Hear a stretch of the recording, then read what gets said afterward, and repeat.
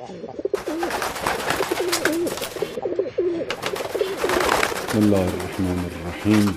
أنكحت موكلتي لموكلي على الصداقة وعلى الشروط، قبلت النكاح لموكلي على الصداقة وعلى الشروط، زوجت موكلتي بموكلي على المهر وعلى الشروط، قبلت التزويج لموكلي على المهر وعلى الشروط. مالک ازل نے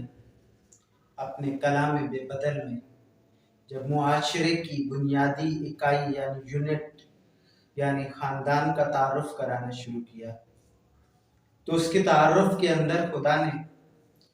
جو بنیادی تعارف کرایا کہ یہ خدا کی آیات میں سے ہے، خدا کی نشانیوں میں سے ہے، خدا کے ہونے کی دلیلوں میں سے ایک دلیل ہے کہ اس نے انسان کے لیے انسانوں میں سے اس کے لیے زوج بنایا، اس کا شریک زندگی بنایا تاکہ ایک دوسرے کے لیے لتسکنو، ایک دوسرے کے لیے سکون کا باعث بنے، ان میں مودت رکھی، ان میں رحمت رکھی تاکہ یہ خدا کے وجود کی ایک دلیل بن جائے، سماج کو بنانا شروع کریں۔ کیونکہ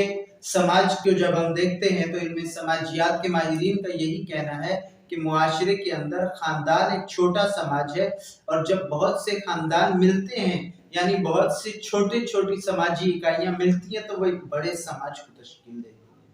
یہ خاندان فیملی کا سٹرکچر جس کی دو بنیادی اکائیاں زوج و زوجہ ہیں، ہسبینڈ اینڈ وائف ہے، شوہر اور بیوی ہے، ان دونوں کے درمیان جو ریلیشن شپ ہے، جو تعلق ہے، جو رابطہ ہے، جو نسبت ہے، یہ بہت بنیادی کردار ادا کرتی ہے کسی بھی معاشرے کی تشکیل میں، زندگی بدلنے کی تشکیل میں، کہ اس نے بھی اپنی پرانی زندگی کو ترک کیا اور کسی نئے انسان کو اپنی زندگی کا اہم ترین انسان مان لیا، اور ادھر سے اس لڑکی نے بھی یہی کیا کہ اپنی پرانی زندگی کو ترک کیا اور ایک نئے انسان کو اپنی زندگی کے ماضی کے تمام لوگوں سے زیادہ اہم انسان مانا۔ اب یہاں یہ جو تعلق شروع ہوتا ہے، اس تعلق کے اندر جہاں اور بہت ساری چیزیں یقیناً اہم ہیں، لیکن جو سب سے اہم چیز ہے وہ یہ ہے کہ وہ ایک دوسرے کو انڈرسٹینڈ کرنے کی کوشش کرتے ہیں، ایک دوسرے کو سے محبت کرتے ہیں، ایک دوسرے کو چاہتے ہیں، اس چاہت کا اظہار کرتے ہیں۔ روایات کے اندر معصومین علیہ السلام سے یہ جملے منقول ہیں جس کے اندر تحسین کی گئی ہے اس شوہر کی جو اپنی زوجہ سے اظہار محبت کرے اور اس زوجہ کی جو اپنے شوہر سے اظہار محبت کرے، ایک دوسرے سے محبت کرتے ہیں، اس کا اظہار کرتے ہیں، اور سے محبت کے اظہار تک نہ رہے، ایک دوسرے کو سمجھنے کی کوشش کرتے ہیں، ایک دوسرے کو انڈرسٹینڈ کرنے کی کوشش کریں کہ وہ ایک الگ مائنڈ سیٹ کے ساتھ، ایک الگ بیک گراؤنڈ کے ساتھ، ایک الگ گھر میں، ایک الگ ماحول میں پرورش پا کر آئی، اور جس کا بھی اپنا ایک اس سے خاتون سے مختلف بیک گراؤنڈ ہے، لیکن اب یہ دو ڈیفرنٹ بیک گراؤنڈز میں پروان چڑھنے والے جب اپنے لیے ایک نیا سماج تشکیل دے رہے ہیں جو ایک کمرے کا بھی ہو سکتا ہے اور ایک محل کا بھی ہو سکتا ہے، تو اب انہوں نے ایک دوسرے کو انڈرسٹینڈ کرنا ہے، اپنے ماضی میں موجود چیزوں سے اس طرح سٹک ہو کے نہیں رہنا کہ ایک دوسرے کے ساتھ یہ ہم آہنگ نہ ہو سکے، انہیں ہارمونیس بننا ہوگا، اپنے اندر ہارمونیس رویے اختیار کرنے ہوگا، اور جب یہ ایسا کرتے ہیں تو ایک چیز جو کسی بھی معاشرے کی تشکیل میں بہت اہم ہے اور معاشرے کی جہت اور رخ بنا سکتی ہے یا بگاڑ بھی سکتی ہے، کہ یہ ایک دوسرے کی ارتقاء کے لیے، تکامل کے لیے کس حد تک ورک کر رہے ہیں۔ یعنی کیا شوہر صرف اس چیز کو سمجھتا ہے کہ اس کا کام جاب کرنا ہے یا بزنس کرنا ہے یا پیسہ کمانا ہے، گھر کی ضروریات کو پورا کرنا ہے، گھر کے اندر ضروریات کا سامان لانا ہے، اینڈ دیٹس آل، ساتھ بیٹھ کے کھانا کھانا ہے، چند باتیں کرنی ہے اور ختم۔ اور بیوی کیا اس اکائی کا نام ہے خاندان کے اندر، فیملی کے اندر، کہ جس نے صرف گھر کے کام کرنے، امور خانداری انجام دینے، بچوں کی پرورش کرنی ہے، بچوں کو پیدا کرنا ہے اور یہ ساری چیزیں کرنی ہے؟ نہ عزیزان محترم، یہ دونوں اس سے بڑھ کر انہیں ایک دوسرے کے تکامل کے لیے آگے بڑھنا ہے۔ اسی لیے شریک زندگی کو جب انسان اپناتا ہے، یعنی انسان اپنے سنگل سٹیٹس سے میرڈ سٹیٹس میں آتا ہے، تو کہا جاتا ہے کہ اس نے ایمان کا آدھا حصہ مکمل کر لیا، یعنی اب یہ ایک ایسے فیز میں آ گیا جہاں سے آگے بڑھنا ہے، تکامل کرنا ہے، لیکن وہاں بھی اسے اکیلے تکامل نہیں کرنا. جب ایمان کا آدھا حصہ ان دونوں کے ایک ہونے سے مکمل ہوا تو باقی جو آدھا حصہ جو تکامل کے ذریعے مکمل ہونا وہ بھی اکیلے نہیں ہوگا. باہمی ان دونوں کو ایک دوسرے کے تکامل کی سیڑھی بننا ہوگا، ایک دوسرے کی صلاحیتوں کو پہچاننا ہوگا، انڈرسٹینڈ کرنے کی کوشش کرنی ہوگی اور ایک دوسرے کی صلاحیتوں کو پروان چڑھانے کی کوشش کرنی ہوگی.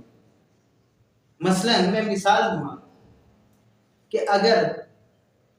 دو، اردو میں ایک محاورہ بھی ہے بلکہ بہت خوبصورت، کہ خربوزے کو دیکھ کے خربوزہ رنگ پکڑتا ہے. اور ایسا ہے کہ خربوزوں کی جو کاشت کرتے ہیں وہ بہتر سمجھ سکتے ہیں. ایک درخت دوسرے درخت کے ساتھ جب ہوتا ہے تو وہ ارتقا جلدی کرتے ہیں. پودوں کے اندر بھی یہ چیز موجود ہے. انسان اپنے جیسے انسانوں میں مزید اپنی صلاحیتیں نکھار سکتا ہے، لیکن یہ جب فیملی سے، گھر سے باہر ہو سکتا ہے تو گھر کے اندر بھی ہو سکتا ہے. اور ہونا چاہیے کہ یہ ایک دوسرے کی صلاحیتوں کو سمجھیں، ایک دوسرے کی صلاحیتوں کو پروان چڑھائیں. کہ جب ایک شخص کسی دوسرے کی صلاحیت کو پروان چڑھانے کی کوشش کرتا ہے تو اس کے اپنے اندر بہت سی صلاحیتیں پروان چڑھ رہی ہوتی ہیں. اس کے اپنے اندر مینجمنٹ آ رہی ہوتی ہے، اس کے اپنے اندر کیئر کرنا آ رہا ہوتا ہے، اس کے اپنے اندر سینسٹیوٹی آ رہی ہوتی ہے، اس کے اپنے اندر رسپانسبلٹی آ رہی ہوتی ہے، اس کے اپنے اندر براڈ مائنڈنس آ رہی ہوتی ہے، اس کے اپنے اندر ایک ایسی وسعت نظر اور چیزوں کو دیکھنے کا ایک ایسا زاویہ پیدا ہونا شروع ہو جاتا ہے اس کی شخصیت کے اندر، جو ارتقا کرنے میں مدد دیتا ہے اپنے دوسرے ساتھی کو، کہ جو ان کی زندگی کو بہت کمفرٹیبل کر سکتے ہیں. اور کیونکہ انسان اپنی ذات کے اندر کمال پذیر بھی ہے اور کمال کی طرف رغبت بھی رکھتا ہے، کمال جو بھی ہے، کمال پذیر بھی ہے اور کمال سے انس رکھتا ہے. جب یہ ایک دوسرے کو تکامل کا ذریعہ بنیں گے، ایک دوسرے کی صلاحیتوں کو پروان چڑھائیں گے، تو اس کا نتیجہ کیا نکلے گا؟ یہ کامل ہونا شروع ہوں گے کسی نہ کسی اسپیکٹ میں، اور یہ کمال ان کو ایک دوسرے کے لیے اٹریکٹیو بنا کے رکھتا ہے. مثلا اگر ایک شخص کی زوجہ اچھی ڈرائنگ بنا سکتی ہے،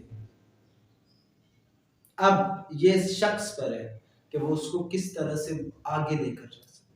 ایک شخص کی زوجہ اچھا بول سکتی ہے، اچھا لکھ سکتی ہے، اچھا سوچ سکتی ہے، اچھا کمیونیکیٹ کر سکتی ہے، یا کسی زوجہ کا شوہر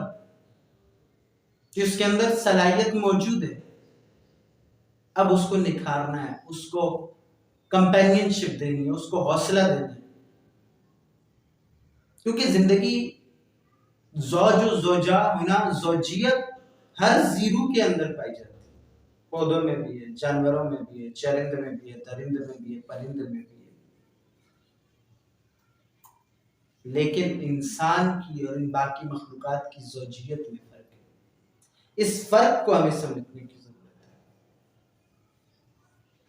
صرف اور صرف مادیت کے دائرے میں رہ کر یہ ممکن نہیں ہے. جو لوگ آج مغرب کے اندر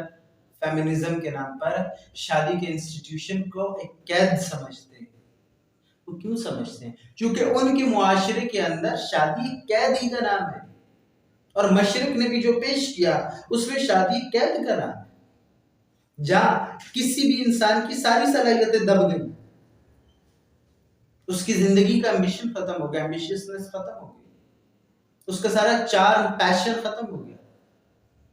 لیکن نہ، اسلام یہ نہیں کہتا، عقل یہ نہیں کہتی، شعور یہ نہیں کہتا. انبیاء علیہ السلام اور اوصیاء علیہ السلام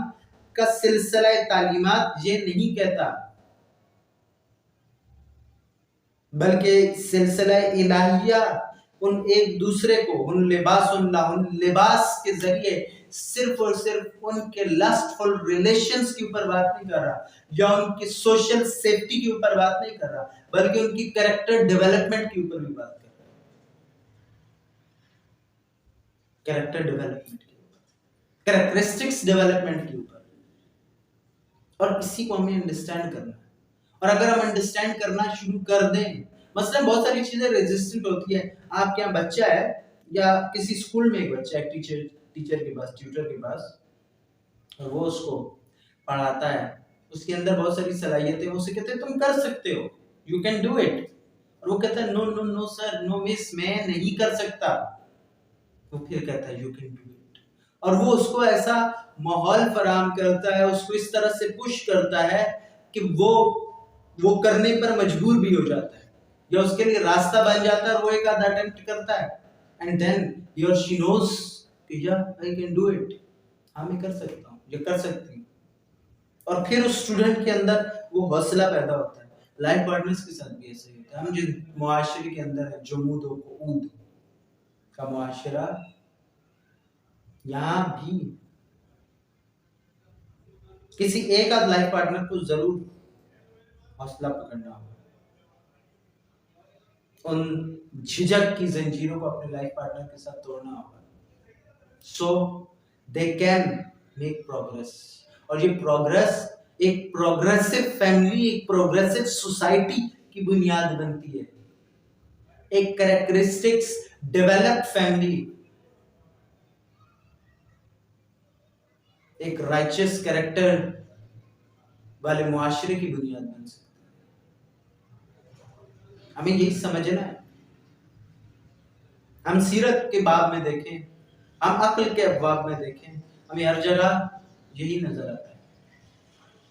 सिर्फ जरूरत इस बात की है कि हम जो अंधाधुंध दौड़े चले जा रहे हैं, हम उसमें वक्फ करें, रुकें, ठहरें, और एक लम्हे के लिए देखें कि what we are doing and what we have to do, and if this happen, this will be a key foundation and a foundation stone